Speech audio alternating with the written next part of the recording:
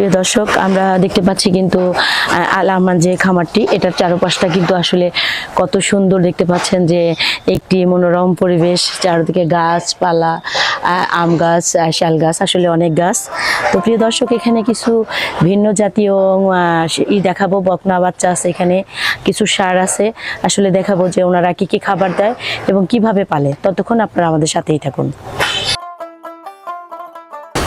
প্রিয় দর্শক, দেখতে পাচ্ছেন যে আমরা কিন্তু এখানে মূলত প্রবেশ করে ফেলেছি। আর এখানে যে বকনাগুলো দেখতে পাচ্ছেন, মাশাআল্লাহ খুবই সুন্দর।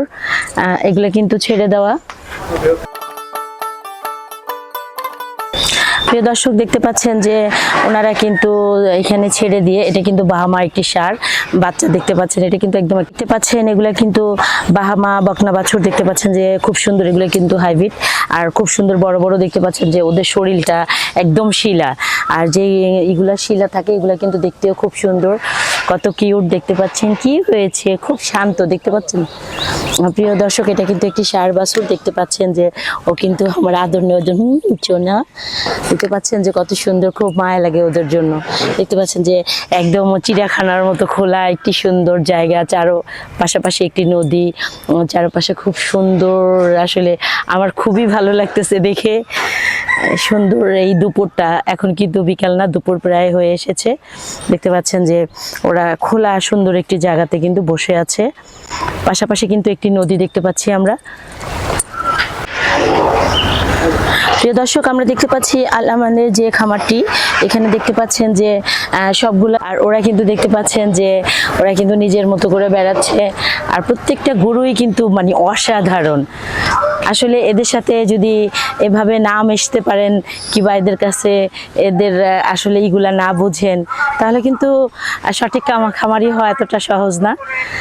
আমি জানি না কোনোদিন খামার করতে পারবো কিনা, তবে আমার কিন্তু এখন খামারের প্রতি অনেক ভালোবাসা, অনেকই হয় যে ফিল হয় যে আমি একদিন এরকম সুন্দর একটি খামার আসলে কবে করতে পারবো। দেখতে পাচ্ছেন চারপাশটা এত সুন্দর।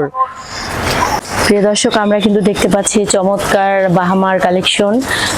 দেখতে পাচ্ছেন যে কি সুন্দরভাবে ওরা কিন্তু এটার দিয়ে মাথা দিয়ে রেখেছে। ওয়াও, খুব সুন্দর সুন্দর কালেকশন দেখতে পাচ্ছি। এগুলা কিন্তু বাহামার বকনা। তো এখনই ওদের উচ্চতা দেখেন যে কত। এরা হয়তো এখন যে বকনাগুলো দেখতে পাচ্ছেন, এগুলা কিন্তু 2027-এর কোরবানির জন্য প্রস্তুত করা হচ্ছে। এখানে যে বকনাগুলো দেখতে পাচ্ছেন প্রত্যেকটাই কিন্তু 2027-এর কোরবানির জন্য এগুলোকে প্রস্তুত করা হচ্ছে।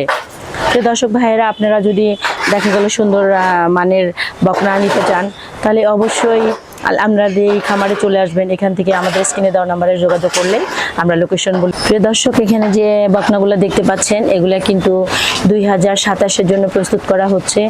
যদি কোনো ভাইয়েরা খামারের জন্য সুন্দর জাতের বকনা নিতে চান, তাহলে আরমান ভাইয়ের খামারে চলে আসবেন। সো ইন্ডিয়ান বকনা, এগুলা কিন্তু একটু অন্য জাতির মনে হচ্ছে, যে খুব সুন্দর সুন্দর। দেখতে পাচ্ছেন যে কত বড়। এগুলা কি প্রেগনেন্ট? এটা কি প্রেগনেন্ট? বাচ্চা হবে এটার? প্রিয় দর্শক, আপনারা খুব সুন্দর সুন্দর বকনা দেখতে পাচ্ছেন। বকনাগুলো কিন্তু দেখতে পাচ্ছেন যে কত সুন্দর, তার হাইট কেমন এবং তার গায়ের রংটা কেমন, তার সুস্থতা। আমরা কিন্তু খামারে ঢুকলে বুঝতে পারি যে আসলে এই সবগুলা গরুর মধ্যে কোনটা একটু অসুস্থ হলে বোঝা যায়। তার নড়াচড়া দেখে, তার শরীরের একটাই দেখে বোঝা যায় যে আসলে গরুটা সুস্থ আছে কিনা।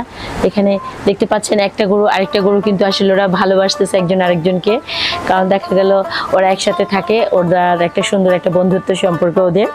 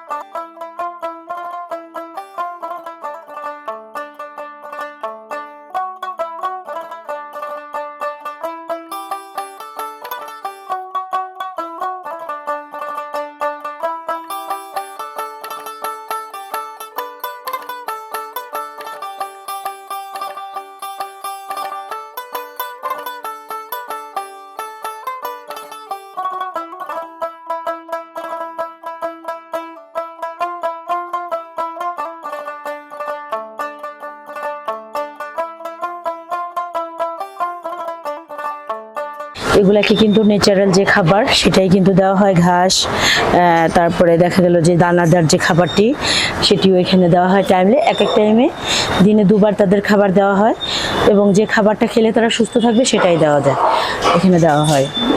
রঙের এবং খুবই সুন্দর, কালারগুলা কি সুন্দর, শরীরে আসলে শিলা শরীর। এখানে যে গরুগুলা দেখতে পাচ্ছি প্রত্যেকটা কিন্তু শিলা। দেখতে পাচ্ছেন যে এই একজন কিন্তু আমার কাছে আসছে একটু আদর নেওয়ার জন্য, উনি কিন্তু আসলে মাথা বের করে দিয়েছে যে ওনার মাসি